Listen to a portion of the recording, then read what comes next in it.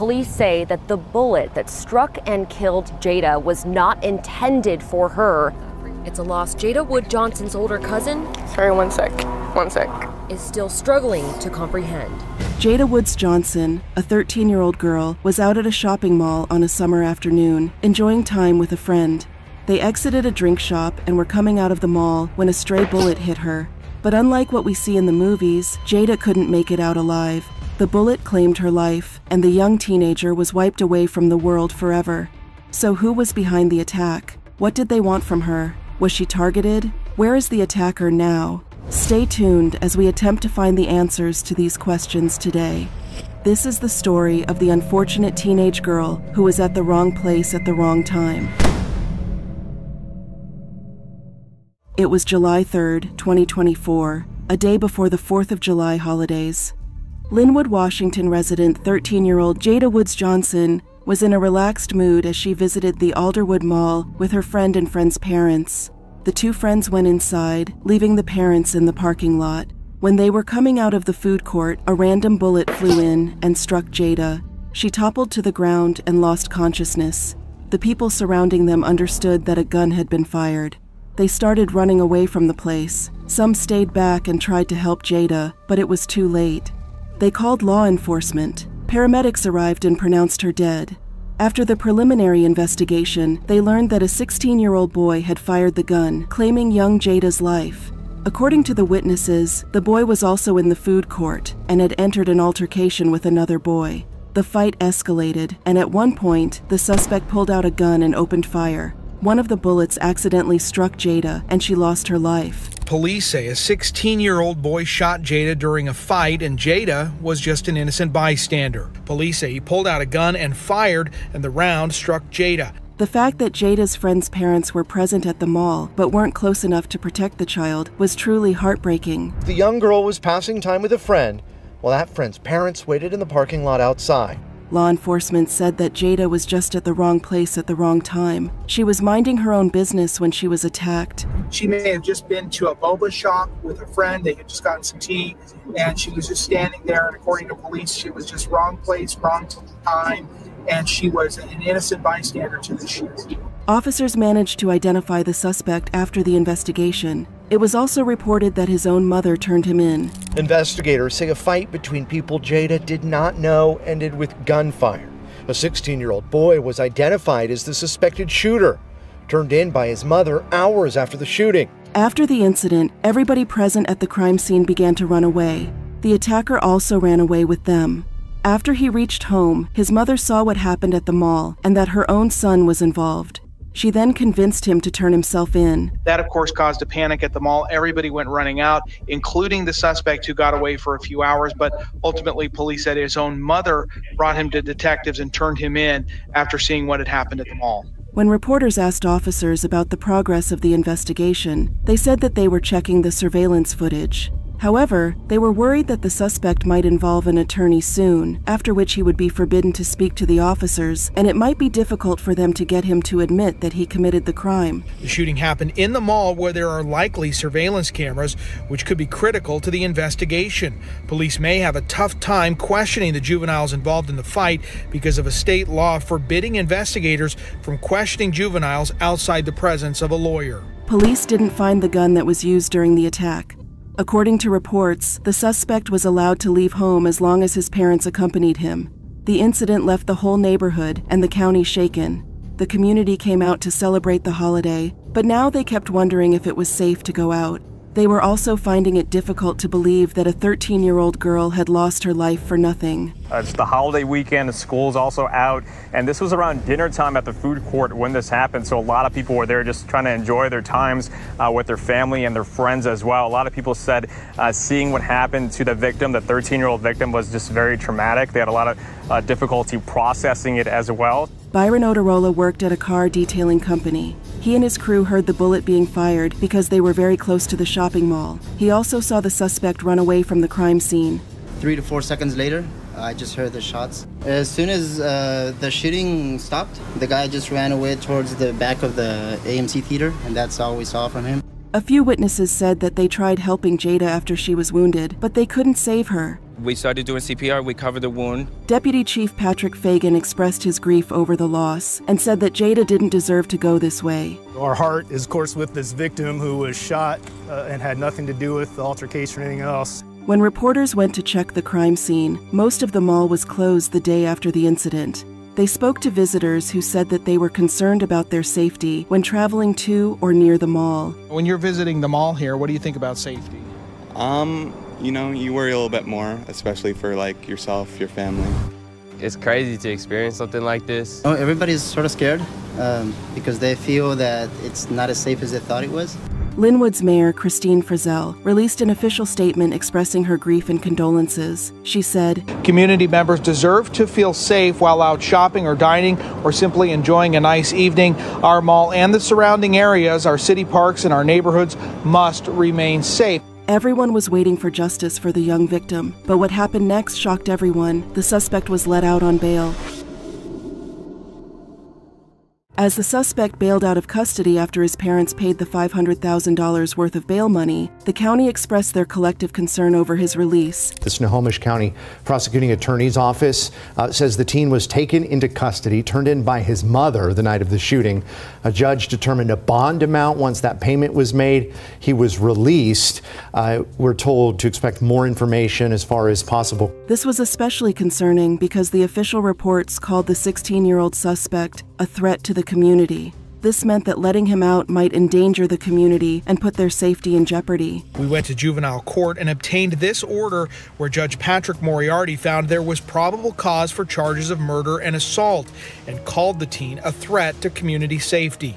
Former prosecutor and attorney Mark Lindquist was an expert in this field. He wasn't involved in this case and was able to provide insight from an objective point of view. He said that the community wasn't overreacting to the release of a teenage suspect, but that their cries for their safety were completely justified. People in the community have a legitimate concern here. He was also hoping that the bail amount would be higher, considering that the boy had claimed a life. When the charge is murder and the judge finds the defendant is a threat to the community, I would expect bail to be significantly higher than $500,000. And he was worried that because of the state law, the suspect might be appointed a lawyer, after which it would become increasingly difficult for law enforcement to get the words out of him. Typically, once a juvenile witness consults with a lawyer, they are highly unlikely to talk to law enforcement, even if they have nothing to hide. Parents and family members of Jayda were just as upset and frustrated after the suspect was let out. They released a statement and called it unreasonable, stating that he should have been in custody. The parents of the victim here said in a statement that it is completely unreasonable that the 16-year-old shooting suspect has already been able to post bail and is out of custody. The victim's aunt, Cheryl Hoffman, spoke to the reporters and said that the family was still confused and shocked. They didn't understand how a simple visit to a mall ended up claiming their child's life. And we're talking about an innocent 13-year-old girl, right? Minding her own business, doing what girls do. She recalled her niece as a lively girl who enjoyed her life to the fullest. She would always laugh or giggle and had fond memories with her family members. They took lots of pictures and videos of Jayda, and those were the only memories of her they were left with. She just took life at full force. She was just giggling so hard. We were on a road trip. There's videos of her just being silly and acting things out with her other cousins. Hoffman said that Jayda was a peace-loving person who trusted everyone. She never noticed the negativities in the world and would always be busy in her own world. She said that Jayda probably hadn't even noticed the altercation that took her life. I guarantee you, Jayda didn't even know that that fight was going on. She was in her own world, happy, go lucky, wanted to see the best in everybody. Jayda was a big family girl. She was someone who held them all together with her goofy nature and infectious laughter. She was the glue that just brought everybody together. And after losing her, the family was devastated. They were also angry because their daughter didn't have any connection to the incident whatsoever. She'd lost her life for nothing. There's been just a lot of sadness and heartbreak and anger. Hoffman claimed that if the suspect didn't have a gun, her niece would still be alive. There's no good answer for it because it was pointless. That kid should have never had a gun. Ever. And where did he get it from and where is it at? It is unimaginable, and I don't think that there's words to express it. She added that the family was heartbroken after hearing that the suspect was out of custody already, only hours after committing the heinous crime. It's extremely painful knowing that the person that murdered your baby girl is out free in less than 24 hours. Less than 24 hours, he was released. He was on bail, $50,000 on bail. Got out yesterday. Hoffman also blamed the time and the timing. She said that Jayda was walking out of the mall. If she had been a few minutes early, maybe she would still be alive. To have lost her in such a violent way just makes it even worse. She was walking out. That was it. A couple more steps and she wouldn't have been hit. Hoffman said that gun violence cases were going out of control, and the reason they were repeating was because the authorities weren't taking it all too seriously. This is completely unreasonable and an example as to why this continues to occur too often in our country. Our justice system isn't taking a strong enough stand against those who are committing these senseless acts of violence. She also spoke about her sister, Jayda's mother, Tabitha. She recalled the last time she spoke to Jayda. It was an insignificant conversation, but one that would haunt them forever because they never knew that they would be speaking to Jayda for the last time. That's the last conversation that she gets to have with her daughter. When reporters spoke to the police, they said that they would be filing charges within 7 days and would also call the suspect back to court for his hearing, but the exact dates were still undecided. Jayda's school arranged a small and private memorial there in her memory, and counselors were made available for the community because they needed professional help to cope with the loss and process the shock. Later in the same week, her family also held a vigil in her memory, which was attended by hundreds of friends, family, well-wishers, and community members. They all wore red, which was Jayda's favorite color. Family and loved ones and classmates are devastated, and they're among roughly 100 people behind me here tonight to come together and mourn this senseless tragedy. Cousin Callie Huffman spoke to the reporters at length, sharing her state of mind and feelings after losing a cousin who was more like her best friend.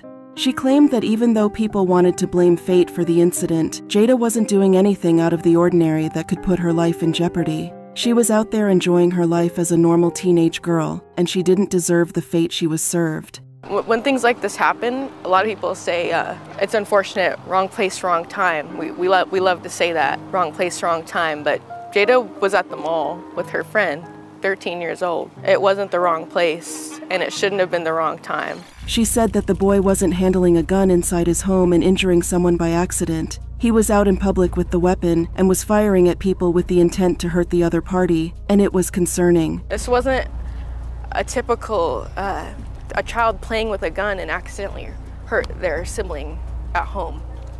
He willingly took a gun from wherever he got it from, took it to a public place, and shot.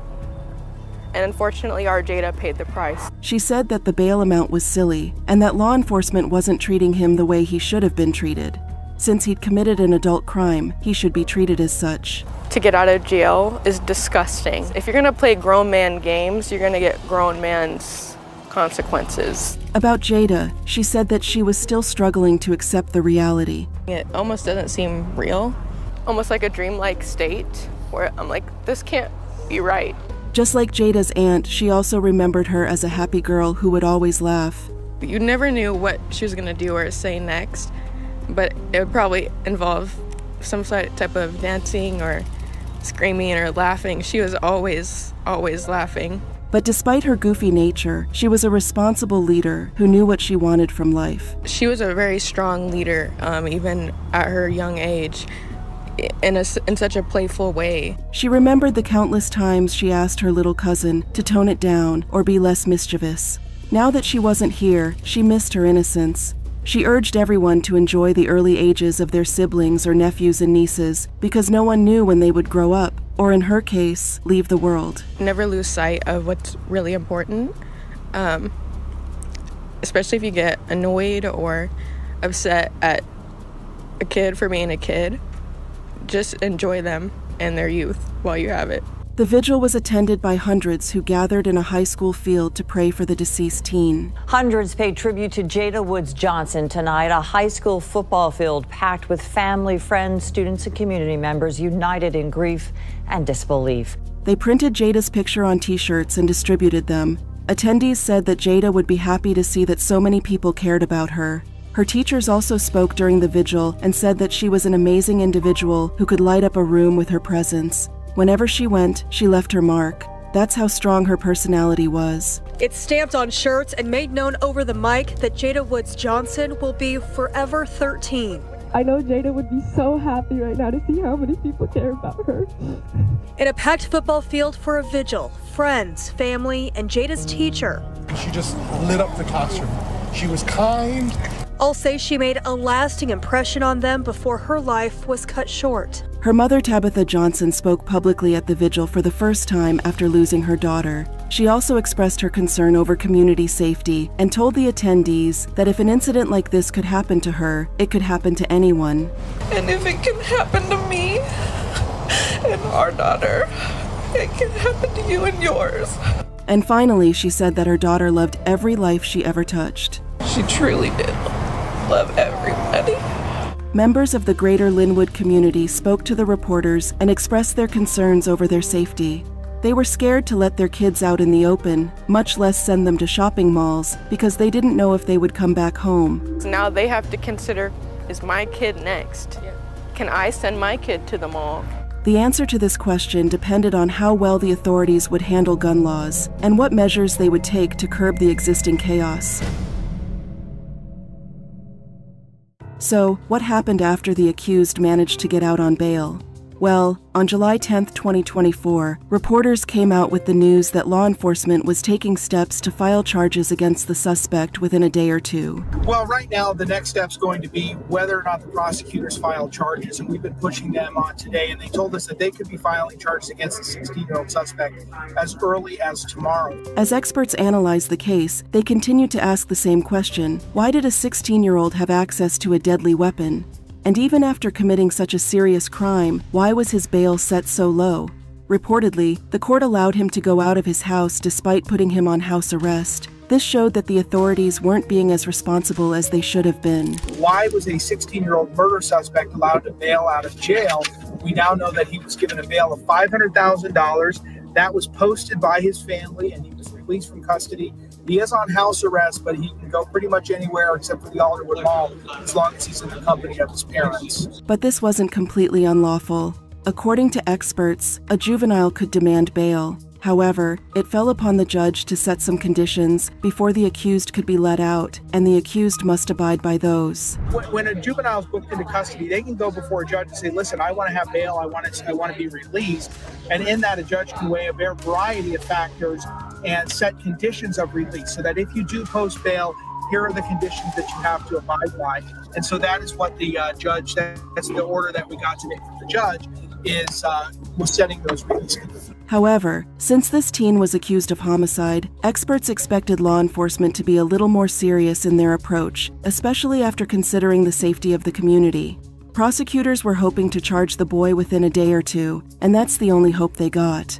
Reportedly, the boy could be taken back into custody if needed. So we may see tomorrow, if the charges are filed by the prosecutor, we may see them file a motion that says, hey, we want a higher bail here. We don't like this $500,000 amount. It needs to be higher. And potentially, the juvenile could be taken back into custody. One news channel held an online poll asking general viewers what was the reason behind gun violence among young people, and the results were pretty astounding. What do you think is the biggest driver of gun violence among young people? Right now, 35% say a lack of parental guidance, 40% say a perceived lack of legal consequences, 19% say guns too easy to access, and 5% have voted kids lack impulse control. Needless to say, cases like these would continue to occur if gun laws weren't made stricter. More Jaydas would lose their lives if the government doesn't take active steps to control gun violence, and the general public will continue to feel helpless if their lives aren't protected by the authorities. As of July 2024, the case is still under investigation. The police are trying to establish a motive as to why the suspect opened fire, and also seeing if he is anyhow connected with Jayda. In the meantime, Jayda's family is hoping to get justice for their daughter as soon as possible. They're also bringing the issue to light so that no other family has to become a victim of senseless gun violence. What did you think of the case? Do you believe Jayda truly was at the wrong place at the wrong time? Do you think gun violence in the country can be curbed? Do you think law enforcement is doing enough to control gun violence, especially among the youth? Let us know in the comments below. Thanks for watching the video.